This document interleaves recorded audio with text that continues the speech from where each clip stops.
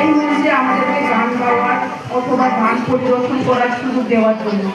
প্রথমত আমার CC ma'am, আমাদের ম্যানেজার স্যার, সবাইকে আমি ধন্যবাদ দিতে চাই, কারণ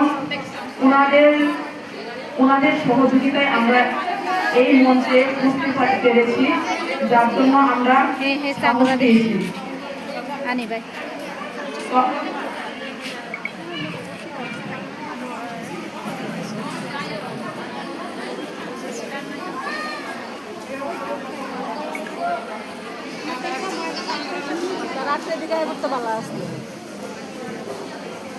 গিটার টাম নাই নুক যাই আলে